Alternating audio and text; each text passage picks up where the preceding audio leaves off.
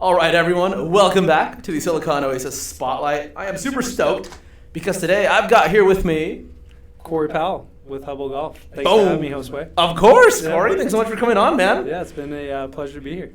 Dude, we spoke a little bit before. Yep. We started rolling the cameras. I like to do that just to get to know people a bit better. I think we vibed really well. I mean, it could just be me, but feelings mutual. There we go. I've enjoyed our conversation so far. And also, I'll also say this: there's not a lot of people in tech that have kids. That at least it's like, it's a small group. Just my observation. Maybe in Arizona it's like that, but generally puts a little more pressure behind the effort. 100%. But I enjoy it. Yeah, it helps provide a little balance between work and life and home, and a little more motivation behind the effort. I was gonna say more pressure, more motivation for sure, though. Yes, absolutely. Dude, please tell us, what are you building? At Hubble.GOLF, we are building the Expedia for golf events. So, cool. The idea stems from my background. So I grew up playing junior golf, college, professionally. I owned and operated a pro tour for a handful of years. Wow. It's really a culmination of, I would say, 25 plus years of my experience in and around the game of golf. As I was playing during my professional career, and even in junior golf, a problem that I saw was there wasn't a hub of golf events. So if you wanted to find tournaments, it was a lot of word of mouth, or if you were going to search the web, you would have 12, 15 different screens open trying to find what's out there, where to go, what to play in, what the entry fee is. And so during my playing career in 2014, I got an invite to play in Indiana.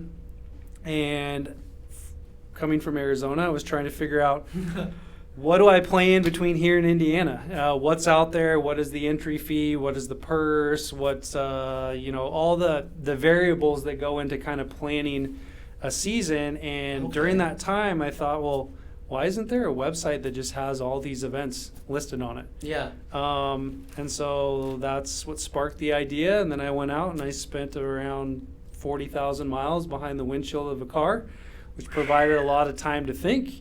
And I came up with a solution. And when I got back from that trip, I typed into Google, how do you build a website? And that's where it all started.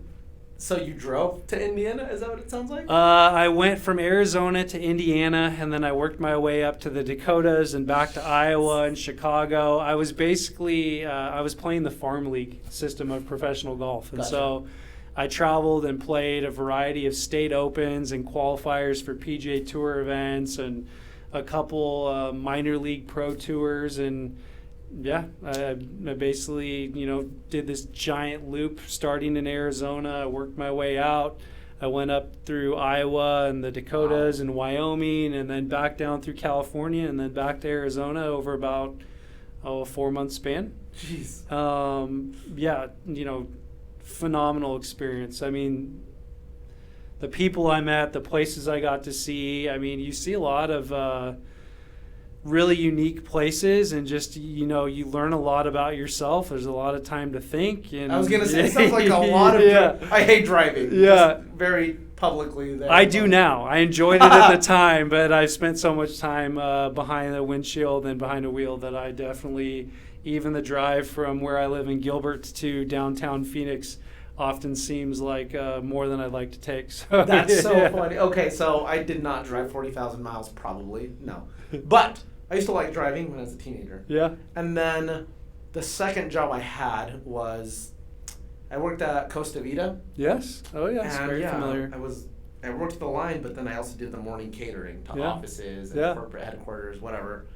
And it was just a lot of driving around the valley, delivering tacos. Like, I mean, you couldn't get more cliche than a Hispanic dude driving a truck, dropping off tacos. And then after that, I did that for about 6 months, July to December of 2013. Yeah, I was done, dude. I was like, I don't like driving at all. And since then, I hate driving. Like, it's just not my thing. So. You had a lot of time to think on those drives, it sounds like. Yes, I did. And you're probably very familiar with every back road and every street in Phoenix proper. I mean, yeah, as far as Ahwatukee down to Queen Creek area. So more than I'd like, I'd say. That's awesome, man. Can you take us through the journey of what those 12 years looked like? Because to go from that drive, that trip, right, that was like the moment it started. What's the process been? What's Hubble looked like in that time? Yeah, so I came back, I typed into Google, how do you build a website, and started just navigating, purchasing the domain and filing an LLC and all just the formal things that need to take place to start a business, and had no idea what I was doing. Found some ASU graduates to kind of build. I'm not a technical minded co-founder, so I had to find someone who could build the product. So I met some ASU grads through a friend, and we kind of started ideating on what this could look like. One of the biggest things, and even still today, which is it's been difficult, is aggregating all this tournament data. You have so many obscure sites and sources, and we're looking at forward-looking data. So event, what's the organization, the event name, the location, the Google coordinates, entry fees, URLs. I mean, there's over 20 different data points that we collect. And then, if you want to be a source of true information and be of value to the end user, that data has to be true and accurate. So, all these different data points could change outside of maybe location, but even locations could change. And so once you aggregate all this data, you then have to go back on a schedule and make sure that all that data you're collecting is correct. And now through API, partnerships with these organizations, we can get some of that. But that was the first thing, is just figuring out, how do I create this hub of events? And so we kind of stumbled and tripped our way along, and we ultimately launched Mini Tour Hub. So it was basically just a database of professional events. I was trying to serve my peers. We quickly became the source of events and information for pros. Nice. I had really no idea. My ultimate goal was, I just want to make enough money so I can chase a PGA Tour card full time. It costs $50,000 to $100,000 a year to play professional golf. So I wanted to just make enough to do that. That's where it all started. I had an early mentor named Alan Lebach, who was the co-founder of Sky Mall magazine. Oh, cool. And we would meet for coffee about once a month, and he really poured into me, and he was a mentor to the startup ecosystem community. This was a while back. He's since passed away, but he, really poured into me, and being so young and naive, and coming from a golf background with no technical experience, got me really to understand, if you're going to build something and raise venture capital one day, the macro, how big is your product? How big is the community that you're serving? TAM, SAM, SOM, all these things. Yeah, all those acronyms. Yeah, and so he really educated me very quickly, and Mini Tour Hub quickly became Mini Tour Hub and Junior Golf Hub and Amateur Golf Hub. And then, we had some traction. We had some buy-in from organizations. I was asked to be an advisor for a new pro golf tour here in town, and basically they saw us as the thought leaders and the authority for golf, the professional golf space, and that ultimately ended up to where I started my own pro organization, and I kind of put the tech idea on the back burner. I didn't really know how to monetize it. Started our own pro organization. That was in 2016. Built that up, sold it in January of 2020. Oh, congrats! Thank you. Yeah, and I lived the life of, I would say, the consumer, being a golfer, and I really understood, I would say, what the consumer's needs were. Through my life and experience, I didn't really understand the business side. So I saw owning an organization as an opportunity to see through the eyes of a owner-operator of an organization what the good, bad, the pain points that they saw. I got to see kind of some of my indirect competitors through licensing their software and using it as an operator, what they did well, what they didn't do well, where, improvements could be made. So yeah, that's the long-winded answer of like, I would say the first probably, 6 to 8 years. And then fall of 2022, I brought on some angel investment capital, nice. Friends, family. And basically we kind of took what I started with Mini Tour Hub and we decided, okay, we're going to create Hubble.GOLF and we're ultimately going to become the hub of all things golf for all golfers. And so basically, Is that why Hubble, like the name? Or that's exactly why Hubble. I know it's such a silly question, but I'm not versed at all in golf, so I'm curious. That's why, we're trying to create this market-specific hub, really saving people time, money, and bringing the community together for golf. And part of the reason why I picked Hubble.GOLF is I kind of, thinking bigger, thinking macro, thinking venture capital, if we can build this up and scale it and do it well in golf, I think if we build it correctly, almost like you're building a house, we can take this same mold and we can start pivoting it into other sporting verticals. So I bought Hubble.GOLF, but then I have football, soccer, racing, tennis. Really? Yeah, so the idea is ultimately, in the way we're building the platform, is we're this aggregator, we're this Expedia for golf events. So we're focusing right now on the competing athlete, junior golfers, parents of junior golfers, coaches, and professionals. And we have a concierge around travel, so you can find these events based on your search criteria. You can save events where you'll get updates and notifications on deadlines approaching and any important notifications around the event. You can build out your own itinerary. So in an itinerary, you can see events in chronological order. You can see the total distance from event A to B to C and the total distance for all the events. You can book all of your travel within this itinerary. So you can book hotels. We have airfare and rental cars coming soon. You can see a budget for each individual event in the entire itinerary. So you can actually see the estimated cost per event before you actually book the room. And then once you book the room, it'll pull in the actualized expense. Search nearby things to do. You'll be able to share itineraries. Really all in one. That's crazy. And so we're really leaning into, I would say, the travel space, sports travel. So that's why you say Expedia. Just golf. At first I thought it was just like a search. No, it really is like all-in-one encompassing experience. Yes. That's cool. To kind of like SEO hack the platform, we've done a YouTube aggregator, and so we basically point to 50 of the top YouTube content creators in golf, and we have a basically streaming channel where we're just connected to their YouTube channel, and it pulls in all their content, and as they post or comments are posted, pulls it in, and everything just circles back to their pages. My business partner is based out of New York. We met during the pandemic. Oh, nice. From another colleague virtually. We virtually had this working relationship for almost 2 years before we actually met in person. He is a technical co-founder. He's been a CTO/CRO for over 30 venture-backed startups. Wow.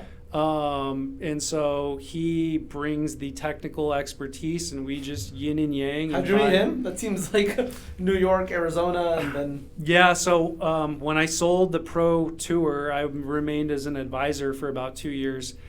And I sold it in January of 2020. Shortly thereafter, the pandemic hit. Golf was closed down across the world except for in Arizona. Yeah. And the organization was called the Outlaw Tour, and we were the only pro sport operational for about an 8-week window. So, PGA Tour was shut down, and we would have these big name PGA Tour stars that were playing in our events to basically stay fresh. Yep.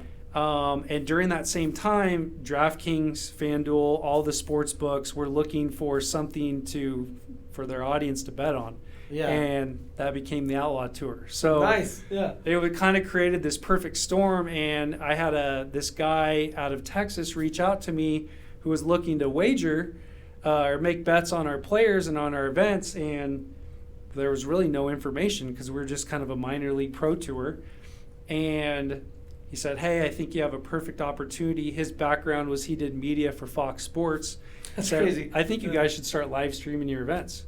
And so we started live streaming our events using Twitch. We were featured on Twitch's homepage. Wow. And we kind of built this relationship, and he got to know me, and I shared with him this idea and vision I had with Hubble, and he's like, you got to meet Kevin. And so he introduced me to Kevin, and Kevin and I just hit it off from the very first conversation, and we've been working together ever since.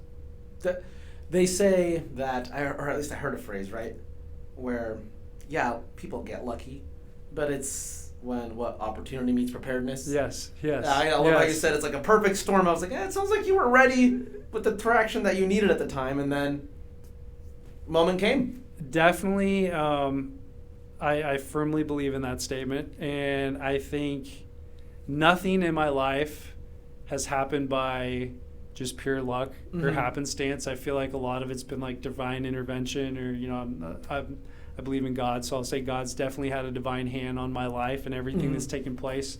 It's funny when you go down a path and you're kind of stumbling and tripping and you're like, what's going on? All this chaos and whirlwind around me, and it isn't until you get to the end of the path and you look back and you're like, oh wow, like that domino was put in place for these to fall, and that person, I've had people that I met 2, 3, 4, 5 years ago where it was an interaction, and it was a positive interaction, but we kind of left and nothing's really happened from it. And then 2 years, 3 years, 4 years later, like an introduction was made because of that. Or it's really funny how I've had a lot of that in my life, especially over the last 4 or 5 years, and I kind of continue to look back and I'm like, that didn't make any sense then, but it definitely makes sense now. 100%. I also believe in God, and it's cool to see. I relate a ton to what you mentioned. You're just stumbling through a lot of things in life. My transition was literally, I was like working full-time in construction and studying in a community college, right? And then 2 years later, same thing, just at ASU. And then 8 months later, I was working for Evan. Like, it doesn't make sense why things turned out the way they did. I think one of my favorite parts of that, of kind of the opportunity means preparedness, and in my opinion, right, always some divine intervention involved, is when I was picking a grad school, I was actually between 2 based in New York and then 1 based locally here in Arizona. And I was really leaning towards the Arizona one because of cost. It was literally like 1/10 of the cost. And my wife was like, look, what are you going to regret when you're like 70? And I was like, oh no, like don't ask me that, because I would 100% love to go to, a New York City-based school. And that's what led to, talk about wives being a big source of inspiration for that. But no, love that. Agree on that more than you know about stumbling to kind of get to where you are. And another thing I'd like to add on to that is honestly just being kind everywhere you go. Opens so many doors. I know you mentioned like, you had an interaction that turned out into something valuable 2-3 years later that didn't make sense at the time. But honestly, if they didn't like you in that first interaction, I don't think they would have made that intro. So you seem to be someone that's, just from our interactions here, very easy to get along with. Yeah, appreciate that. Yeah, I firmly believe it's how do you be of service, to any. How do you be of service? How do you be of value? How do you just make someone's day better? I think, human to human, we all appreciate that. I think the world could use more of that. And I think if you're just, if you're giving to get, I think that can be sensed more often than not. I agree. I think that, if you want to use the word universe, I think the universe does not reward that. Yes. Just be transparent, be open, be honest, try to be of service, be of value, and ultimately I think that'll take you further in life. You may not see it now or see it later, but I think it's helps you put your head down easier at night and sleep a little better. Yes. Just how I try to kind of approach things. No, dude, I honestly like that a lot. I think for a lot of the conversations we have on this podcast, there's business focused, strategy focused, but sometimes just being good and honest. It's so underrated. There are people we've tried, hiring just in different capacities for different organizations and, companies past that I've worked at, where, like you said, people can sense when there's a self-interest involved. Yep. And, you know, sometimes the universe does reward it, but they don't go terribly far because people around them just don't, they largely reject something like that. And something I really like that you said was you can go to bed easier at night. Like, honestly, just, I try to be as honest as possible in my dealings, right? It's not a brag. It's just, I try. Yeah. And I sleep really good every night. Just like, you know, the way I go to bed is people are like, oh, do you, like, I can pop a Diet Coke, some Skittles, I'm out. Like, doesn't matter if there's caffeine. If I worked an honest day's work, if I was good, you know, as good as I try to be, I can go to bed so fine every evening. But again, not a brag. It's just like, I really like that you highlighted that in a world of maybe people that don't really often do that. Yeah. Well, it probably also helps you work until midnight every night as well. No, I would tend to agree with that too. That's funny. So, Hubble Golf. Great journey so far. So what are people just not getting about it? For those who haven't heard about it, for those just looking to learn about it. That's a really good question. I think the biggest thing is trying to explain the Expedia of golf events. I don't know if that hits. You know, we're doing something new. We're an entirely blue ocean. No one in golf specifically is doing what we're doing. So I think time will tell, you know, how I'll be able to answer that question. I think we're so new. We just went to market, went to market about 2 weeks ago. Wow. That's so recent. So recent. Goodness, Congrats, dude. Thank you. Yeah, we kind of like slowly behind the scenes, we released some beta stuff, but I would say we truly made an announcement. We did kind of a pre-launch 10-day ramp up. Yep. You know, we weren't truly ready, but you're never really ready. It's kind of just put it out there and you build as you go. Figure it out in real time. We have some exciting partnerships in place that will really be the kind of telltale of how are people accepting it, what is their understanding of it. But I think ultimately most people that I've talked to or seen it, they get it. A lot of people are excited about it. I mean, the feedback's been absolutely just positive and phenomenal so far. And unfortunately, we're a little late in the season. Like, there's definitely seasonality in golf. Yep. Especially, we realize that who we're really trying to serve immediately, kind of our target customer, so to speak, is junior golfers, parents of junior golfers, and coaches. Okay. Specifically mothers. Mothers are the decision makers. Mothers are the ones who are going to be writing the checks and taking the kids to practice and stuff. So, you know, junior golf schools getting back in session. So the summer season is kind of coming to an end, but we have some exciting partnerships that we're going to be announcing. We have a ton of features we're going to be releasing basically through this fall and winter and into 2026. Really opening our offering right now. We're just kind of competing events and travel. We're going to be opening the offering to like really the entire market with tee time booking and ticketing integrations. So some exciting stuff to come. I'll be able to definitely better answer that question here in the near future. Kind of immediately answer your question. I don't know if like the Expedia of golf events hits, if that's the right. Yeah. I think it's easier to understand. Like, people know what Expedia is, but I don't know if it necessarily describes or identifies really the core of what we're doing and what we're trying to build. So I think there's definitely some better messaging, but ultimately it's going to be up to me as the founder to really depict the story and really kind of convey the messaging. And that's really what I'm doing like right now is we're creating a ton of content, how-to videos and founder's journey and stuff like that. Personally, I don't like being in front of the camera. My grandpa, growing up with my grandpa being a big mentor and inspiration, and he was a military man, he always used to have this saying. He's like, let your clubs do the talking. Don't tell people how good you are. Don't tell people, just show up, do the work, and let your actions speak for themselves. And so, this is me kind of getting uncomfortable and getting out there. Love it. Yeah. I know I definitely need to do a lot more of this, and that's kind of what this next chapter of my story and my journey with Hubble is going to be. But yeah, I'm excited for it. Honestly, thanks for coming on. That's why the Silicon Oasis exists, to give a spotlight to those who, not only need it, but know it's important. Yes. I guess that's a good way to put that. Yeah. As a founder, I personally thank you for what you're doing, and greatly appreciate the spotlight that you're putting on the community and the opportunity that you're creating for founders like myself. We super appreciate, honestly, all those comments, and coming from you as well, Corey. So appreciate that. Thank you. Corey, why Arizona? Is there a specific reason?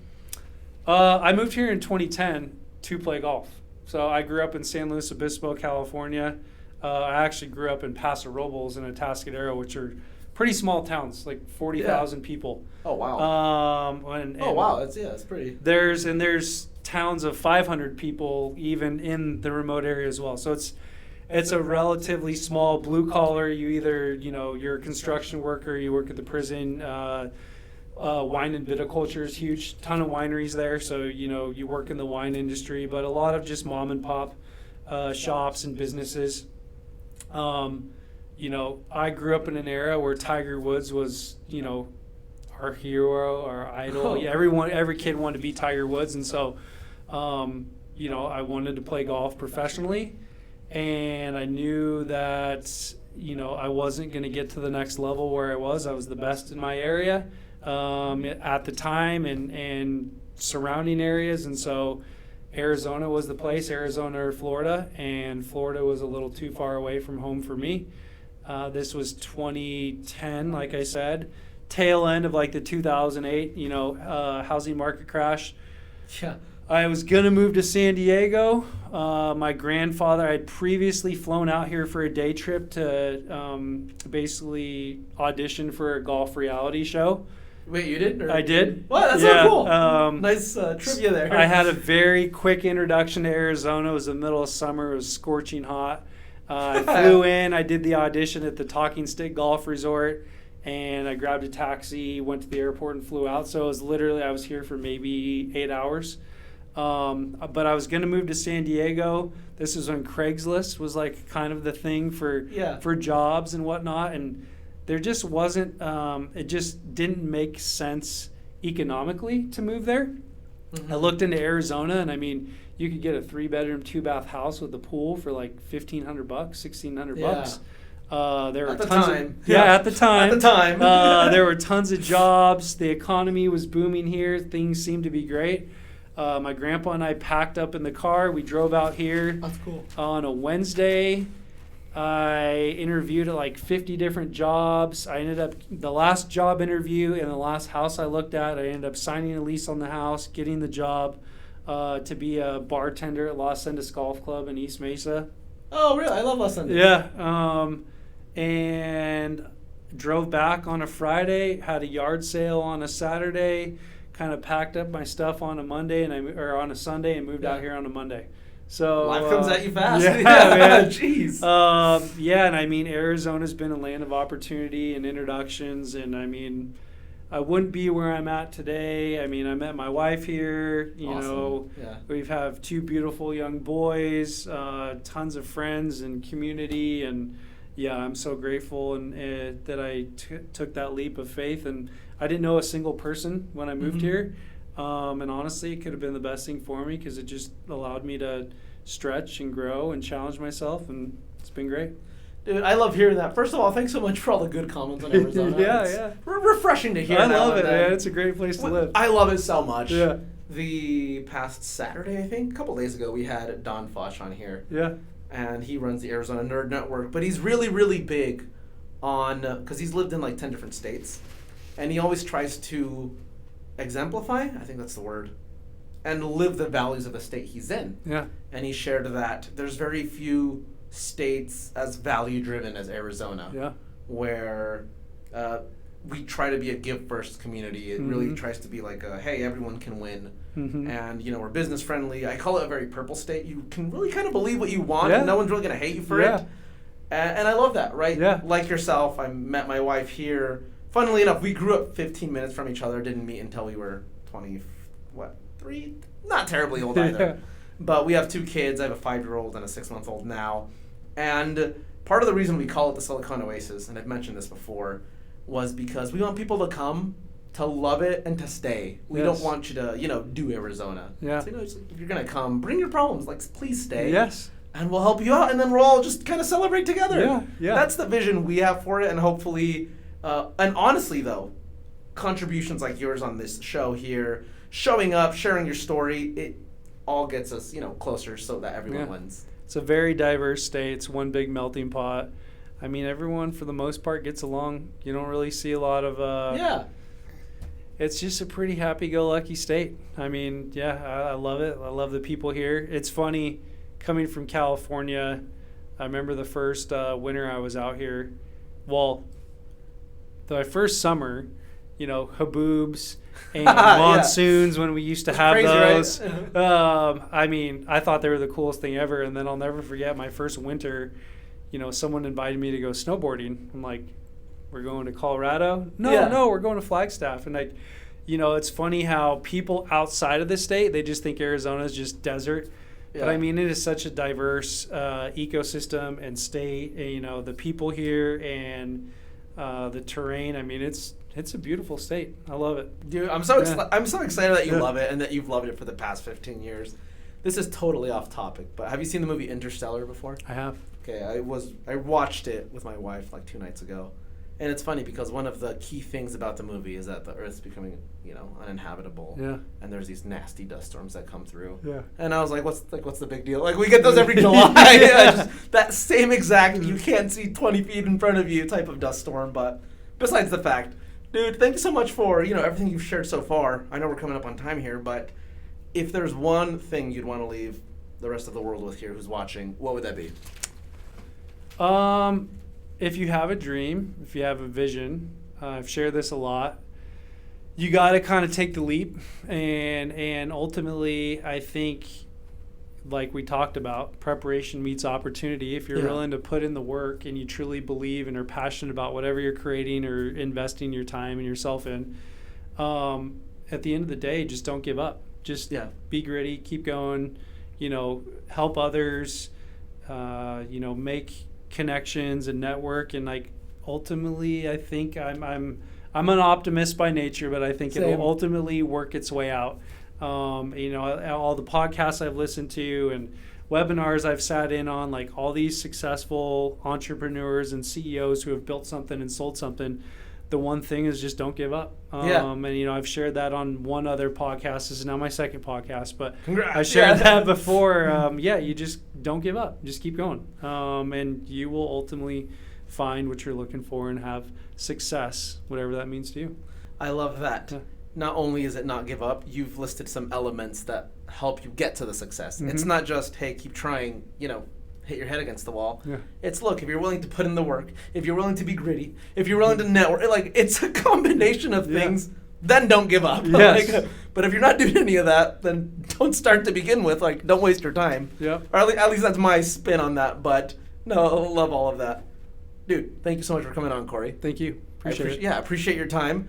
Everyone, that was it for this edition of the Silicon Oasis Spotlight. And we'll hope to see you next time. We're good to go. Thanks, guys. Yeah.